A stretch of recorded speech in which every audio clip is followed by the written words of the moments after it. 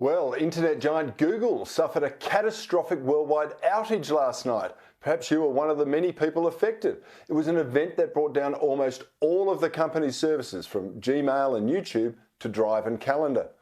The outage is the second major problem suffered by Google in just a few months, after services, including Gmail and 9 others, went down in August. Now, for more on this, I'm joined by tech expert Trevor Long in Sydney. Thanks so much for joining me, Trevor. Tell me, or talk us through and the viewers through, exactly what's happened here.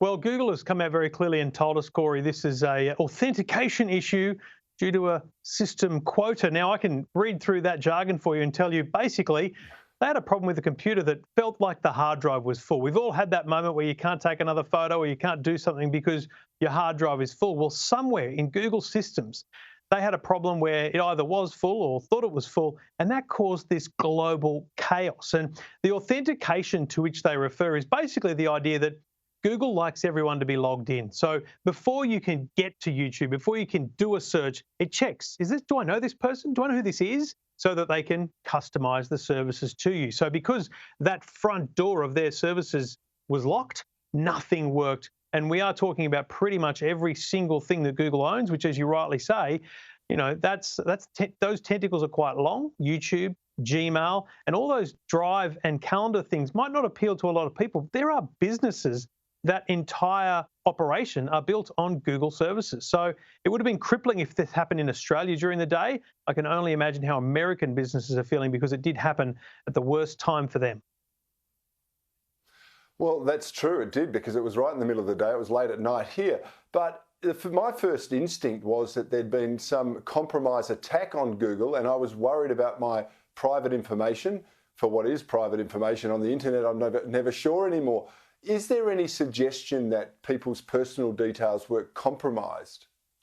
There's no suggestion at all that this was in any way a malicious attack. In fact, for them to come out and kind of give us information like the system quota issue is kind of embarrassing for Google. So I can't imagine them doing that if they were covering themselves up.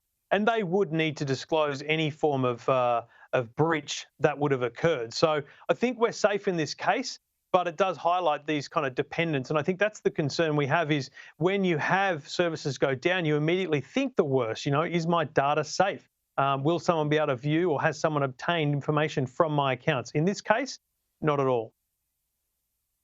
But it also highlighted to me the total vulnerability which many businesses, as you pointed out, but individuals have when the internet and the service providers do go down.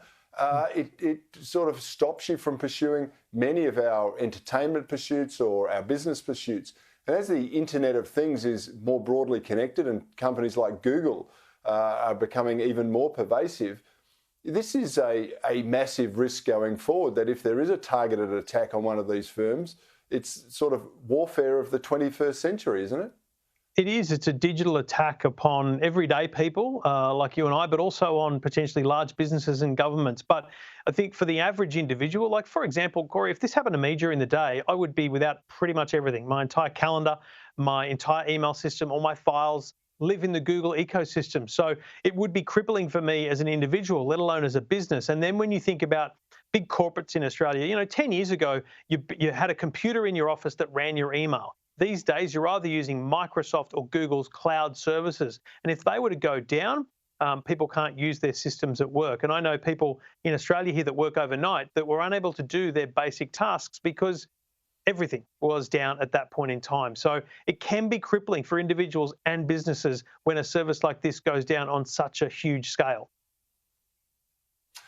Trevor, it might be a blessed relief for some to be able to say, I'm sorry, I haven't got access to the system, and they can take a few hours off. But how can we plan for these sorts of outages better? Is there something that individuals or businesses can do to provide redundancy and to make sure that they're not fully disrupted? You know what, Corey, I think it's a challenge for individuals to do anything, because it would be an expensive exercise to separate out all your services, and also a complex one. So unfortunately, as individuals, we need to remember that technology fails, computers fail, and we will have problems and outages.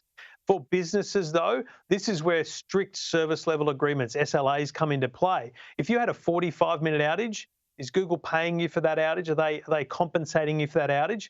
And in terms of redundancy, if this had been a 6 or 7 hour outage, the question big businesses need to ask their IT departments is, what's our backup plan? What email do we use? How do we communicate? Where do we get access to our files? And actually put in place some basic redundancies that may not be the full services, but at least give their workers the ability to operate for a day. And then if the services are down for longer than that, we've got ourselves a much more serious problem. Well, Trevor Long, thank you so much for your time tonight and shedding a bit more insight onto what's just happened with our technology sector. My pleasure.